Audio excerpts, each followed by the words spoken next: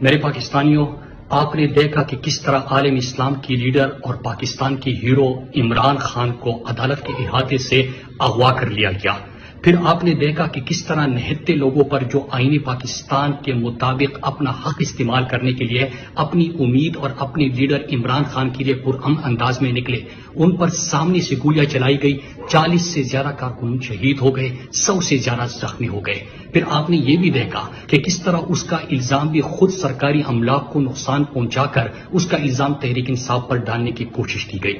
میرے پاکستانیوں، اہم ترین پیغام میں آپ کو دینے جا رہا ہوں جو میرے پاس امانت ہے، اور آپ نے یہ پیغام سننا بھی ہے، کیونکہ جو ہم نے خواب دیکھے تھے مل کر نئے پاکستان اور حقیقی آزادی دلانے کے، وہ خواب آپ نے پورا کرنا ہے۔ میرے پاکستانیوں، ہو سکتا ہے یہ میرا آخری ویڈیو پیغام ہو، کیونکہ حکم ہوا ہے اور مصدقہ رپورٹس ہے کہ مجھے دیکھتے ہی گولی مارنے کا حکم ہوا ہے، اور دلیل آپ کو یہ دی جائے گی کہ ہم تو گرفتار کرنے گئے تھے، لیکن وہاں پر مزاحمت ہوئی اور پتہ نہیں چلا کہ کس طرف سے گولی چلی۔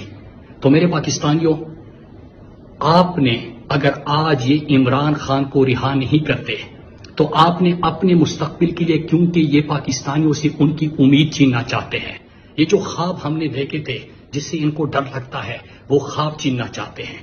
آپ نے فیصلہ کرنا ہے کہ آپ نے کیا غلام رہنا ہے، یا جو عمران خان نے آپ کو خودداری اور آزادی کی ترغیب دی تھی، جس کے لیے پورا پاکستان نکلا تھا، آپ نے وہ خواب کی تکمیل کرنی ہے۔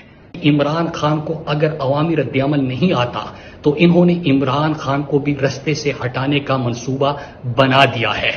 میرے پاکستانیوں، آج میں آپ سب کو کہتا ہوں کہ آج اگر عمران خان کو رہا نہیں کیا جاتا تو اگر آپ کے پاس گاڑی نہیں ہے، بسز آنے نہیں دیتے، آپ پیدل نکلو۔ آپ کے پاس موٹر سائیکل ہے، آپ اس پہ نکلو۔ کسی کے پاس رکشہ ہے تو وہ اس پہ نکلو۔ میرے پاکستانیوں، نکلو اور اپنی زندگیاں بدلو۔ یہاں پہ آپ دیکھیں کہ ملک ڈیفالٹ ہونے کے دہانے پہ ہے، آئین اور جمہوریت ہے نہیں۔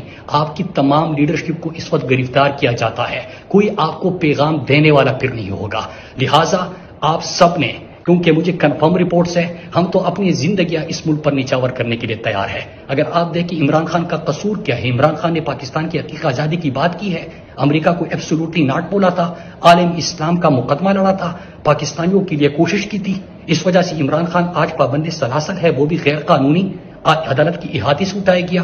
میرا کیا قصور ہے؟ میں نے تو پاکستان کے امن کی بات کی ہے، میں نے تو اپنے شہید بھائی ارشد شریف کی بات کی ہے، میں نے تو اپنے لیڈر عمران خان جو عالم اسلام میرے اور آپ کے مستقبل کے لیے کڑا ہے، میں نے تو ان کی بات کی ہے، وہ بات آپ تک پہنچانی ہے۔ ہم تو اپنی زندگیوں کو خطرے کے باوجود کہ دیکھتے ہی گولی مار دو، اور مجھے یقین ہے کہ انشاءاللہ آپ سب نکلیں گے۔